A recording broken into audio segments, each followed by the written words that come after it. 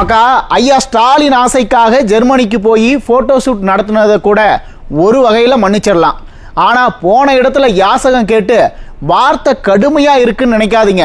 செய்தியை பார்த்தா உங்களுக்கே கோபம் வரும். நம்ம எல்லோரையும் கேவலப்படுத்துகிற மாதிரி ஒரு வேலையை பார்த்துருக்காரு. அந்த கொடுமையை நீங்களே பாருங்க. எப்போதுமே எங்கேயாவது முதலமைச்சர் போனால் தமிழ்நாட்டை பொறுத்த வரைக்கும் இடத்துலாம் கோரிக்கை வைப்பாங்க. ஆனால் நான் முதலமைச்சராக வந்து உங்கள் இடத்துல இப்போ கோரிக்கை வைக்க வந்திருக்கிறேன்.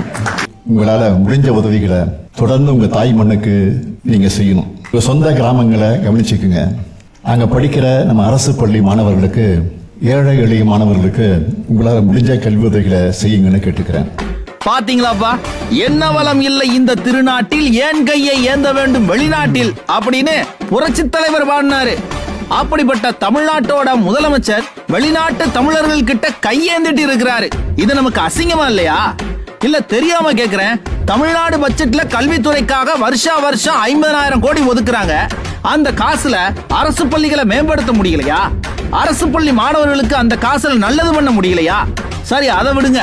இதுவரைக்கும் எந்த முதலமைச்சரும் வாங்காத அளவுக்கு 5 வருஷத்துல 5 லட்சம் கோடி கடன் வாங்கியிருக்கீங்களே, அந்த காசுல உங்களால அரசு பள்ளிகளுக்கு உதவ முடியாதா மிஸ்டர் ஸ்டாலின்? சொத்து வரி, வீட்டு வரி, குடிநீர் வரி, குப்பை வரி, மின்கட்டண உயர்வுன்னு எங்க கிட்ட இருந்து காசை கறந்துட்டே இருக்கீங்களே.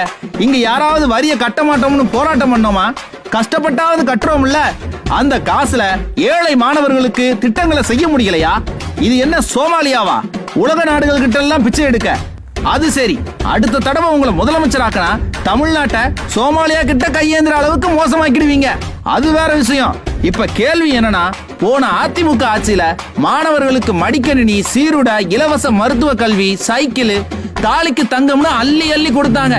எல்லாத்தையும் மக்கள் கட்டின வரி பணத்துல இருந்து தானே கொடுத்தாங்க. அப்ப இருந்ததை விட இப்ப மக்கள் அதிகமா கவர்மெண்ட்டுக்கு வரி கட்டுறோம். ஆனா நீங்க எந்த திட்டத்தையும் செய்யல. அப்ப காசெல்லாம் என்னதான் ஆகுது? ஏன் வெளிநாட்டு தமிழர்கள் கிட்ட கையேந்தணும்?